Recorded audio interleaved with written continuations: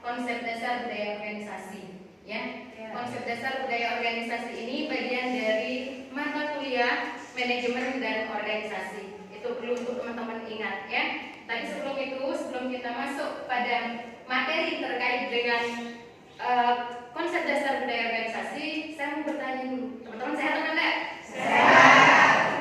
Jadi siap ya untuk mengikuti perkuliahan? Baik. Jadi teman-teman bisa lihat slide-nya dulu. Di sini sudah jelas bahwa bagian dari tema manajemen dan organisasi itu adalah budaya organisasi, gitu ya.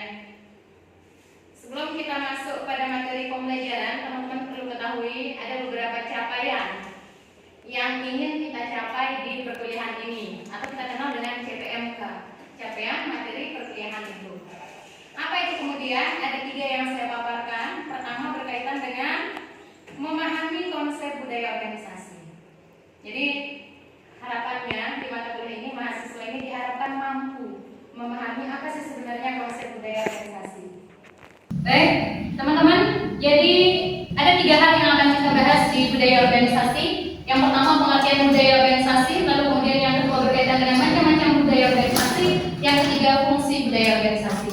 Nah, sebelum kita masuk pada materi 1, 2, 3 ini, saya ingin menanyakan dulu pada teman-teman, apa sih sebenarnya kultur? What is the culture?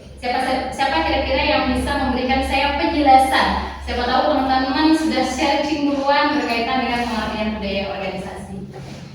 Baik, Saudari Dewi silakan paparkan saya berkaitan dengan pengertian budaya organisasi.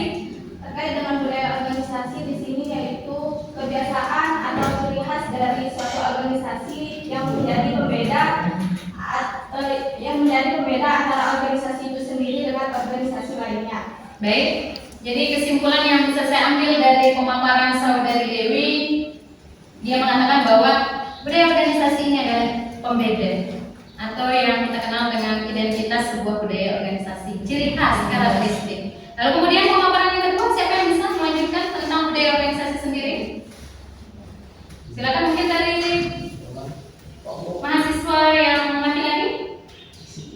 Sugi? Tidak ada. Bunda silakan.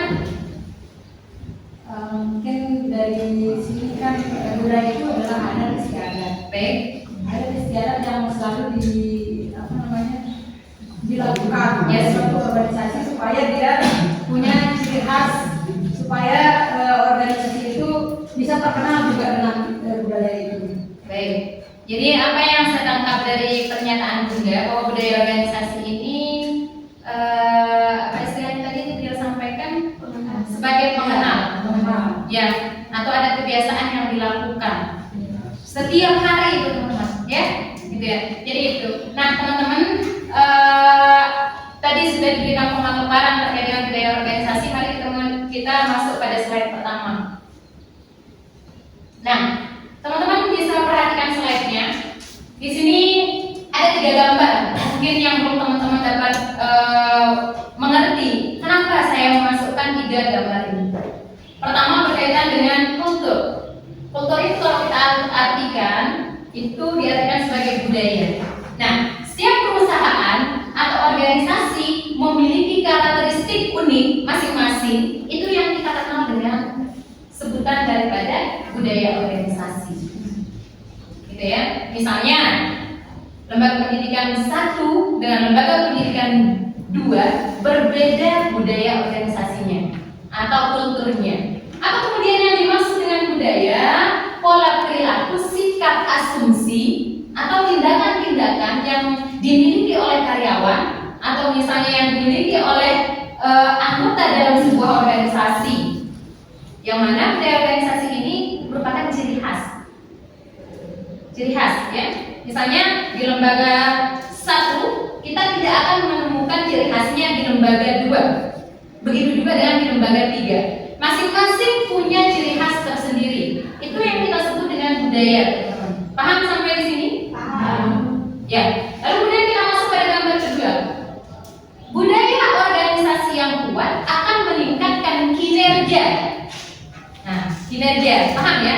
Jadi ketika budaya sudah ada, dijalankan dan kuat, maka akan mampu meningkatkan kinerja. Saya ambil contoh kecil misalnya, dalam sebuah lembaga pendidikan tercipta namanya budaya disiplin, teman-teman. Ketika semua anggota yang ada di lembaga tersebut menjalankan kedisiplinan, maka akan tercipta yang namanya peningkatan kinerja. Yang awalnya misalnya belum ada budaya, mereka disiplinnya kurang bagus, masih banyak yang telat. Ketika sudah diterapkan budaya, maka kemudian dia dia mampu meningkatkan kinerja. Paham? Yes. Terus kemudian gambar yang ketiga, masalah bagaimana kemudian budaya organisasi ini dapat mempengaruhi kerjasama tim. Karena budaya organisasi ini dianggap sebagai alat komunikasi, alat penyambung. Ya, misalnya si B akan terhubung dengan si A, maka apa yang harus dilakukan? Berikan komunikasi yang efektif supaya tercipta hubungan yang baik, yang kondusif, sehingga tercipta yang namanya kerjasama tim yang baik. Itu ya? Oke, itu penjelasan berkaitan dengan budaya organisasi. Mungkin teman-teman ada yang lebih paham berkaitan dengan budaya organisasi, saya juga minta pemaparannya. Nah, dari apa yang saya sampaikan sesuai dengan capaian dari mata kuliah bahwa mengharapkan mahasiswa untuk paham tentang budaya organisasi ini sendiri. Gitu ya? Baik, kita lanjut ke slide berikutnya. Kalau kita masuk pada pendapat para ahli, teman-teman sebenarnya sama saja, ya, sama saja keinginannya atau pengertiannya. Jadi masuk lagi pada pengertian bahwa budaya organisasi ini sebuah norma atau nilai atau asumsi dasar, gitu ya, oleh anggota dalam menentukan budaya organisasi anggota tersebut, gitu loh. Bagaimana organisasi tersebut bekerja. Tuh, ya. Terus kemudian pendapat kedua menjelaskan bahwa budaya organisasi ini keseluruhan dari kepercayaan, kesamaan persepsi sebenarnya, teman-teman. Kalau persepsi kita sama, berarti apa yang kita biasakan akan sama, gitu ya. Terus kemudian norma, sikap, praktik-praktik yang melekat yang ada pada sebuah organisasi, gitu ya. Jadi dari dua pengertian ini bahwa timbul yang namanya dua istilahnya merujuk pada norma, nilai, dan kepercayaan. Ada pertanyaan sebelum kita lanjut? Sebentar ya.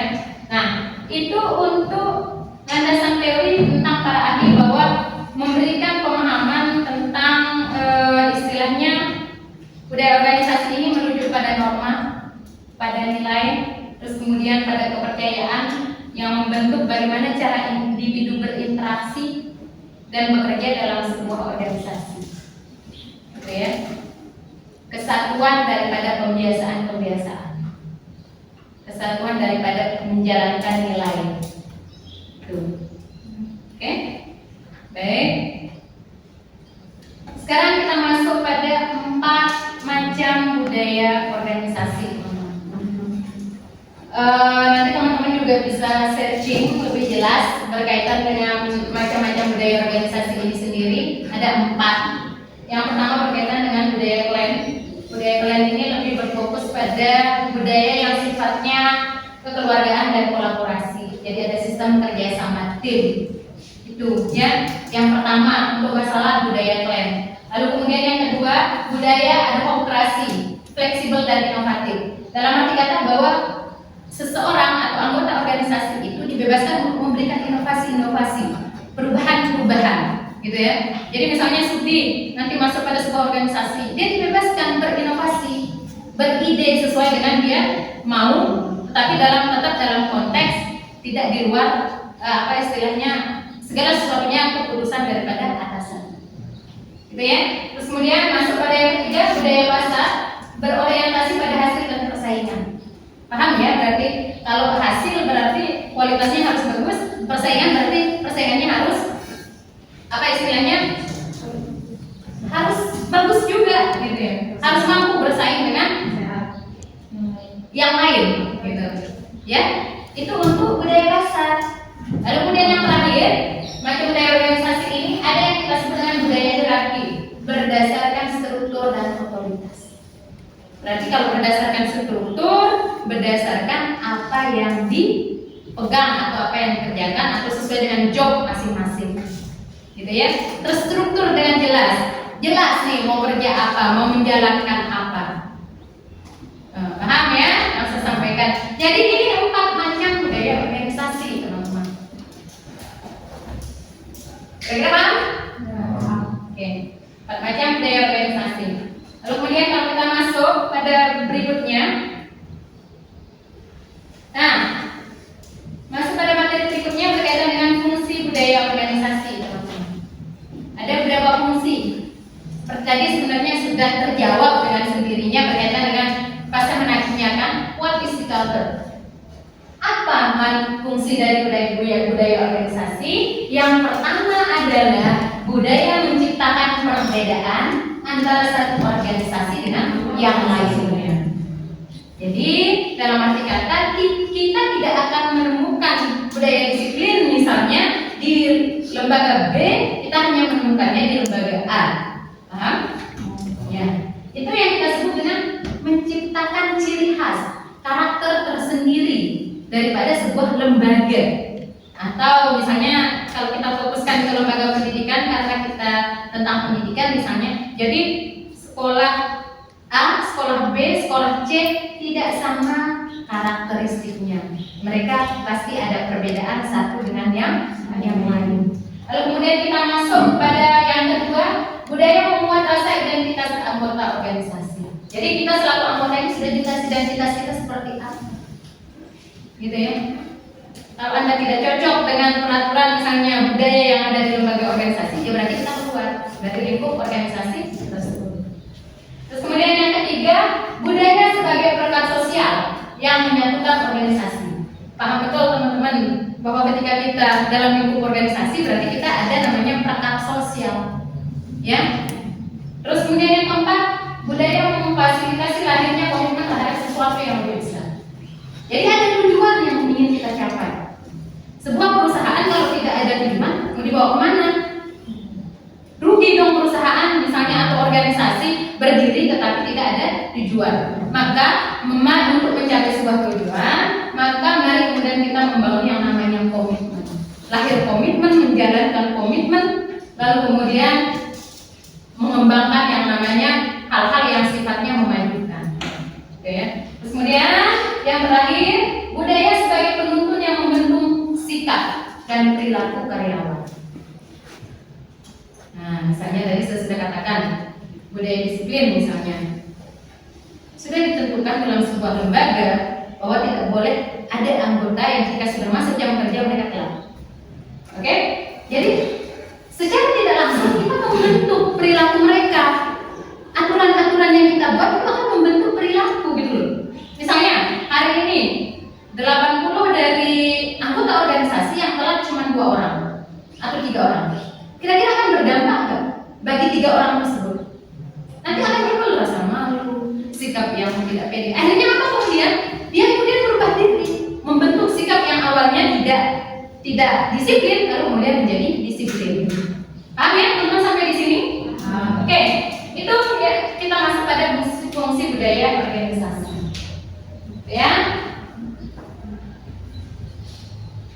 Sekarang kita masuk pada teman-teman fokus menonton video.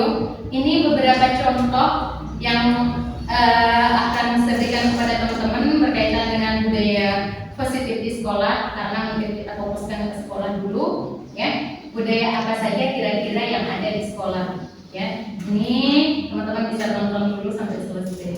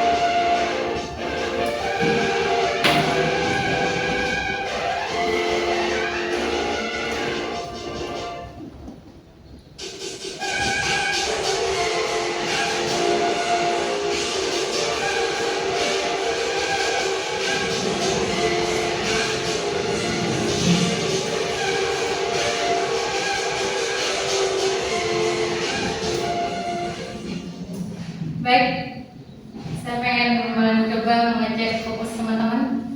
Satu, siapa yang bisa memaparkan tadi yang disampaikan tentang budaya positif apa saja contohnya? Silakan. Satu, Kebiasaan 3S. 3S. Apa 3S? Senyum, sapa, salam. Oke, senyum, salam, sapa. Apa lagi? Menerapkan Jumat bersih. Oke, menerapkan Jumat bersih karena mungkin tidak semua lembaga menerapkan tentang Jumat bersih, itu salah satu bentuk budaya. Apalagi? Antusias dalam Bisa membaca. membaca. Membaca atau literasi. Terus apa lagi? Antusias dalam mengajar. Antusias dalam mengajar. Terus kemudian yang laki-laki? Hah? Disiplin, ya disiplin atau datang tepat waktu ke sekolah. Apa lagi? Komitmen, betul, komitmen Bunda. Konsisten. Oke, berdoa sebelum belajar ada tadi? Ada. Oke, berarti teman-teman itu saya rasa teman-teman sudah fokus. Jadi ketika nanti teman-teman masuk atau bergabung pada sebuah lembaga pendidikan, saya rasa teman-teman akan paham. Oh, ini siswanya ini salam, sapa, senyum misalnya. Itu yang penting. Terus kemudian siswanya ini datang tepat waktu. Kebetulan kan teman-teman magang nih. Ya. Magang berapa lama? 1 bulan. 1 bulan. 1 bulan bergaul itu teman-teman sebenarnya bisa mengamati budaya yang ada di sekolah tersebut. Kira-kira kalau saya tanya sekarang, budaya di lembaga masing-masing lembaga pendidikan saya sudah katakan tadi berbeda karakteristiknya. Dewi Mun, saudara kira-kira di mana, di sekolah mana? Di sekolah MTS MB Kalijaga. Ya, di MTS Kalijaga. Apa kemudian yang termasuk dalam budaya organisasi? Sholat duha berjamaah. Oke. Terus kemudian yang kedua? Apa yang kedua? Pasti tahu, nggak mungkin nggak tahu. Sholat zuhur. Sholat zuhur bareng-bareng, iya, tapi kadang-kadang nggak semua sekolah menerapkan sholat zuhur bareng-bareng. Kadang-kadang nggak semua. Terus apa lagi? Itu ya. Terus kemudian Akbar magang masuk di mana? Oke, di MA Darus Solihin, Akbar kira-kira mengamati budaya organisasi lembaga itu seperti apa? Ngaji pagi. Kenapa? Ngaji pagi. Ngaji pagi, oke. Setiap harinya ada kitab. Oke. Kitab fikih gitu. Terus kemudian yang kedua? Sholat zuhur berjamaah. Sholat zuhur berjamaah.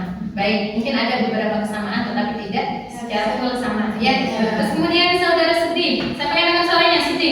Di mana? Oh sama temannya. Pengamatannya juga sama. Oke, yang di sekolah lain siapa kira-kira? Bunda di mana? Di Man. Ya, di Man Lombok Timur. Apa kira-kira yang dibiasakan di sana? Bunda sama siapa? Saya ya, yang saya tahu biasanya di sana juga mengaji pagi kayaknya. Ya. Imta. Ya. Dan juga ada juga dibudayakan di sana juga tentang 5S. lima B5 itu apa? Nah, kan di sana juga ada kan di sana ada pembuatan jamur. Pembuatan jamur. Ya, membuat jamur dan di sana juga siswa itu juga dipraktikkan membuat itu. Oh, itu masuk pada praktik ya, Bun ya? Ya, tapi itu katanya tetap sering dilakukan. Oh, tetap sering dilakukan. Ya. Berapa? 2 kali sebulan? 1 kali. Oh, itu masih sifatnya praktik ya. Terus kemudian ada yang lain? Terima kasih ya, Bunda. Sekolah yang lain? Yogi di mana? Sama siapa? Sama yang lain siapa? Cuma 2? Iya. Terima kasih. Media apa media? Sama kayak Akbar, tapi beda-beda pengamatan. Apa kira-kira pengamatan sudah? Tadi kata Akbar, setiap harinya itu bergantian dia baca kitab kan. Oke. Di sana juga bergantian Bu. Misalkan setiap hari Senin beda dia ngaji kitab. Terus dari Kamis sampai Jumat itu pidato bahasa 3 bahasa, Inggris, Arab sama bahasa Indo. Itu setiap hari, setiap Kamis sampai Jumat. Terus setiap kelas itu dia dibagi-bagi Bu, bukan dikasih cuma misalkan besok ini kelas IPS misalkan. Nah, besoknya itu kelas IPS tapi satu bahasa dulu, misalkan bahasa Inggris sampai 3 hari gitu. Jadi begitu ya teman-teman ya. Paham ya? Saya rasa teman-teman sudah paham. Jadi teman-teman sudah sinkron dengan praktik lapangan yang yang magang teman-teman jika ditanyakan, saya menanyakan tadi, teman-teman paham. Itulah pembiasaan-pembiasaan yang dilakukan oleh 3 lembaga pendidikan dengan karakteristik yang berbeda. Yang satu menerapkan sholat duha, yang satunya tidak, tetapi lebih fokus pada pembacaan kitab-kitab. Yang satunya lagi lebih pada imtak. Nah, itu yang disebut dengan sesuatu yang berbudaya, nilai-nilai. Ya, nilai-nilai yang dijalankan oleh lembaga organisasi. Paham sampai sini? Teman-teman? Baik, sekarang kita masuk pada sesi pertanyaan. Mungkin ada beberapa pertanyaan yang teman-teman mau sampaikan. Silakan disampaikan. Baik, saudari Ria, silakan. Sebenarnya saya ingin bertanya, mengapa budaya organisasi penting untuk ada dalam lembaga organisasi? Baik, melihat pertanyaan saudara sebenarnya sudah terjawab dari apa yang saya sampaikan. Pertama-tama, banyak sebenarnya kenapa budaya organisasi itu penting ya, pertanyaannya ya. Kenapa budaya organisasi penting dalam sebuah organisasi pendidikan atau dalam sebuah organisasi? Yang pertama adalah karena membentuk identitas. Ya, berdasarkan contoh-contoh yang teman-teman paparkan, misalnya hasil magang, oh itu loh identitas mereka, karakteristik masing-masing lembaga. Di sini teman-teman sudah paham betul bagaimana teman-teman membagi cerita teman-teman berkaitan dengan budaya organisasi ini sendiri. Pertama-tama yang tadi saya katakan membentuk identitas. Jadi budaya organisasi ini menjadi identitas teman-teman, ya, atau ibarat katanya ciri khasnya. Ya, oke. Terus kemudian yang kedua, kenapa budaya organisasi ini penting? Penting karena memandu perilaku. Tadi saya sudah katakan memandu perilaku bahwa setiap perilaku kita itu kita sesuaikan dengan aturan-aturan atau nilai-nilai yang berlaku. Itu yang kedua ya. Terus kemudian yang ketiga, budaya organisasi ini mampu memudahkan koordinasi.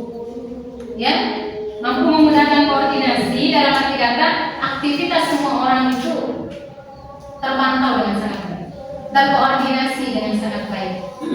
Gitu. Kira-kira seperti itu ya, dia ya, paham ya yang saya sampaikan. Terus kemudian, ya, siapa lagi? Sakina mungkin? Iya Bu, dari sini saya ingin bertanya tentang bagaimana dengan lembaga pendidikan yang tidak memiliki budaya organisasi. Baik, bagaimana dengan lembaga pendidikan yang tidak menjalankan atau tidak memiliki budaya organisasi? Begini teman-teman, jika kemudian lembaga pendidikan tidak memiliki atau tidak menerapkan budaya organisasi, saya rasa untuk menyatukan pendapat atau misalkan menjalankan sebuah organisasi itu agak kesusahan.